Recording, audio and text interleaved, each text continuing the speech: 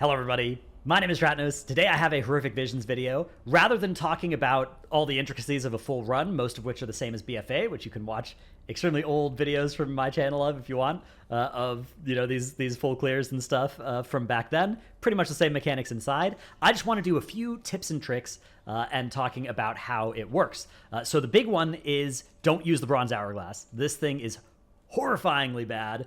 If you use this, you will summon a Construct of Soridormi, and at least if you are a DPS or a tank player, this is definitely not worth it, because this like doubles the enemy's health in exchange for getting a not particularly high DPS follower. Maybe if your character's really weak, or if you want to heal these and have the Construct tank for you, maybe that could make sense. But as it stands right now, this is very much a bait, at least at the time of recording this. I hope they'll change it, because there shouldn't be something like this that people...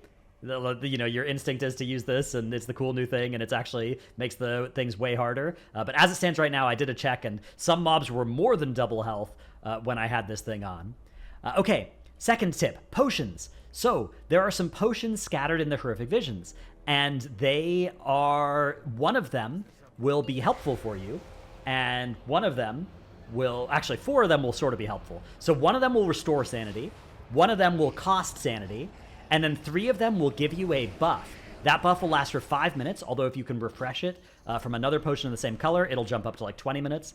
And that buff will give you a small buff. I think 2 of them are defensive and one of them is a little fire breath proc. So they're not particularly useful. And then when they expire or are removed, they do a bad thing to you. But there is a helpful tip with this. In Stormwind, and I think there's a similar spot in Orgrimmar, right near the start, there is a dead body. And the dead body has a potion next to it. That potion is always the negative one. So the green liquids in this run will always be the bad potions. And that also tells you which one are the good potions. So here is the way that it works. I've made this handy little diagram in paint. So green was the one we saw by that body, which means green is bad. We follow the green arrow, and that means red is the good potions. Reds will restore your sanity. So if you don't want to mess around with keeping your buffs up and worrying about the other 3, you can just look at what the first potion is, follow the arrow, and then only drink the other potions, or only drink red, or you might want to drink all of the ones that aren't the green ones, because there is a new meta progression system. So there's the tech tree that is helpfully time-gated this time around, so we don't have too much fun all at once. This video is not really going to go into that, because you just follow the quest line and turn in the mementos and stuff, and that one's pretty self-explanatory. And then just wait until the time gate gets lifted. But there are also these tributes, and the tributes give you pretty powerful effects, including the Elite Extermination one from killing elites, very strong. The Vision Hunter, killing regular mobs, will power up this tribute, and then it will cause you to get haste and movement speed on kill. Experimental Destabilization, also good, just a damage buff that you get for just killing bosses. And then there's finally Clear Sight. This one can make it so you can see treasure chests, starting off in just the Cathedral District, or the first area, and then the next 2 areas once you get this thing up to 40%, and then all the areas once you fill it up. And in order to empower this, you do want to collect potions, so you will want to learn which one the bad potion is, and then drink all the other ones if you want to keep this tribute going. Now, the next tip is the masks. So there are 8 masks that you can unlock. You will unlock the first one the first time you complete a full clear of a Horrific Vision, and that's the Long Night mask. Now, unfortunately, this mask is also one of the nastiest. It gives you reduced maximum sanity of 50%, which is a huge nerf, because then each time you're refilling your sanity as well, you're refilling half as much also. So you'll end up having half of the total sanity to play with across the entire Horrific Vision, which is very, very nasty. Now, you can unlock a bunch of other masks, but all of them require you to have one mask active. So here are the unlock conditions for the masks. The Long Nights right away. And then you can get 2 masks by doing the side areas, the hard side areas in Stormwind, and 2 masks by doing the hard side areas in Orgrimmar. And then there are a couple of other ones as well. There's the Mask of Vengeance, which you can earn by killing a group of vengeful Void Speakers that are between the Trade and Old Town districts in Stormwind. So that is... it's right down here in Stormwind that you can pick this up. And then that mask is actually not too bad. And then there's also the Nemesis Mask, which will take 2 weeks to get. You'll need to kill Hogger and Gammon for this. Hogger's Mask, so before you go into the Mage Quarter, there is a wanted poster that you can interact with, and that will spawn Hogger, and you can loot his Nemesis Shard from doing that. And then once you get the other one, you'll be able to actually make that mask and be able to summon the Faceless Mask of the Nemesis. And then finally, once you do a full 3 mask or more clear, you'll get the Faceless Mask of Multitudes. Now, they all have different effects. Some of them are really not that bad. The Long Night is really nasty. Pained is going to give you double madnesses, which can be really nasty, although I think it's still less bad than Long Night. Multitudes more than doubles the amount of trash and adds additional, even more dangerous enemies to packs. It interacts negatively with Nemesis and Vengeance, because Vengeance gives them sort of bolstering, where they bolster. I think this got nerfed since PTR to 15% increased damage when enemies die. So if you're playing a non-tank spec, this one can be pretty dangerous. If you're playing a tank spec, I actually think this one's not bad at all. Daredevil will make sanity damage from screwing up get much nastier as well. So if you're playing badly and getting hit by the sanity draining stuff, it's really bad. Otherwise, it's okay. It's, kind of free in that spot. And Nemesis will actually give you Gammon or Hogger spawns every 25 kills, which is really nice. You get a counter for it, and also it'll trigger Elite Extermination. So this one is kind of a buff.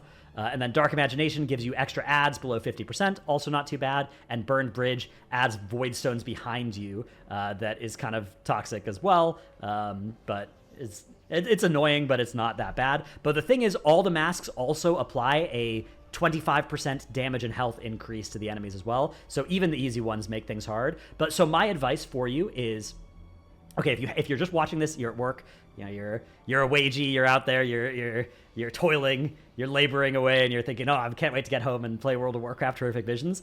Your first run, you should just kill Illyria and then leave. And then the way it works is every time you clear one of these side zones, you will get a permanent sanity drain reduction, including actually the main zone.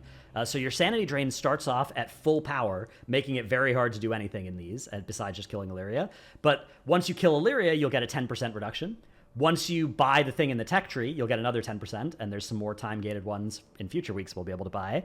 And then once you do each of these side zones, you'll get a further stacking 10% reduction. Now, the way Sanity Drain reduction works is each 10% reduction is more powerful than the last in terms of how long you're going to get to stay in here.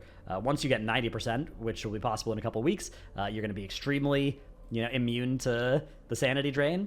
But as it stands right now, I would recommend, okay, first run, kill Illyria, leave, update your quests and stuff, turn in your quests and things. Second run, do 2 side areas. You could do just the 2 easy side areas, and then kill Illyria, and then leave. And then you will get, again, you'll now be up to 30%, and you can buy from the tech tree to 40% sanity reduction. Then in your next run, do the other zones that you haven't done. If you can, do a full clear. Otherwise, just kill Illyria, and then leave. And then, hopefully, then you'll have the 60% sanity reduction. You can do a full clear. You can buy your enchant, because you need to do 8 total side areas after getting the quest. To do so, to get your Helm enchant, get your lesser Helm enchant. The greater one is, again, helpfully time-gated, so that we don't get too much power and excitement all at once here in the middle of May in a patch that came out in February or whatever, because that would be too much for us. But yeah, okay, so then you could do a full clear, get your mask. Then, once you earn the Mask of the Long Night, you want to do a surgical strike to either Old Town or the Mage Quarter, so that you can pick up the Old Town one is the Pained, and the Mage Quarter is the Dark Imagination. Dark Imagination is probably the easier one. Pained is the one that gives you double madnesses. I did Pained first, and double madnesses weren't too bad, but I'm also playing a DK, which has AMS and Death's Advance, which make them a lot easier. So, yeah, you probably want to do a surgical strike with the 1 mask on. Go pick up the mask from the Mage Quarter. You can kill Hogger, so you can get halfway progress towards that mask. And you can also get the mask from over here, because all of that only spawns once you have at least 1 mask active. All of those other mask mechanics, you have to have done that full clear and have at least 1 mask going. But yeah, you can get this mask, and then you can get this mask, and you can even get this mask, and then you could do a 3 mask run, turning off the Long Night and turning on those 3 instead. And that could be the way that you do the higher mask runs. Now, what's the point of doing the higher mask runs? Well, the first time you do 1 mask run, you will unlock the Champion Weaponsmith outside. And the first time you do, I don't know how many it is, but it's more, then you'll get the Hero Track vendor out there. Now, these vendors, they give you weapons that are on their tracks, which may be kind of whatever for you, especially on your main character. But the champion and hero weaponsmiths do also have these purifying kits. So once I buy this Warbound purifying kit from the champion vendor, now all future veteran track items that drop from Horrific Visions are Warbound until equipped. It doesn't look like the vendor ones are, but the ones that actually drop from the chests at the end of the runs will be Warbound until equipped.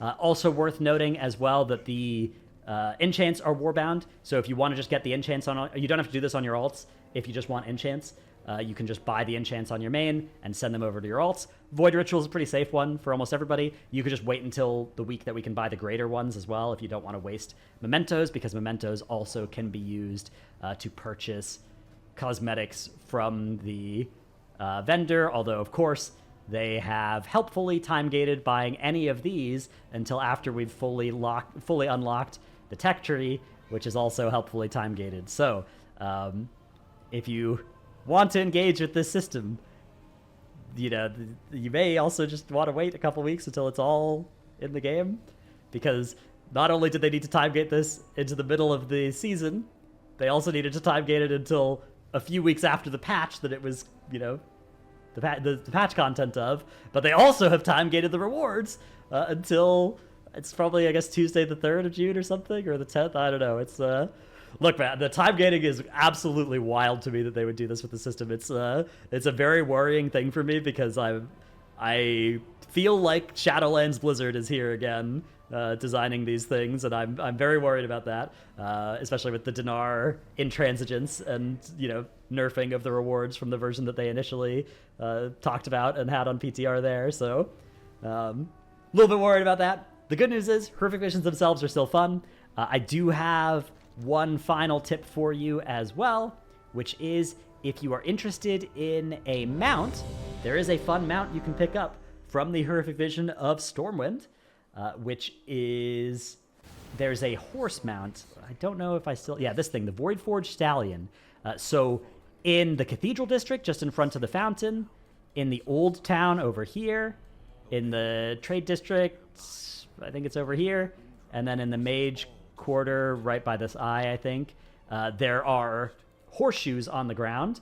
You can collect all 4 of those, and then run to a forge over here, use the forge, kill the mount, and get this horse. I don't think you need any masks active or anything for that. If you do, it's only 1. I did it in a 1-mask run, and you can get this cool Voidforged Stallion. There are some other rewards, other cool things and cosmetics and stuff, but a lot of them are behind these exciting time gates. So I'm not sure I'll make more videos about Horrific Visions. If I come up with more cool tips and stuff, I will. But for now, this is going to be all that's in this video. Hope it helped. Let me know if you have any questions down in the comments below. I realize I've kind of skipped past a bunch of this stuff, skimmed over it, but I wanted to just kind of condense the most important tips and progression strategies and things into one video. Thanks for watching. See you in the next one.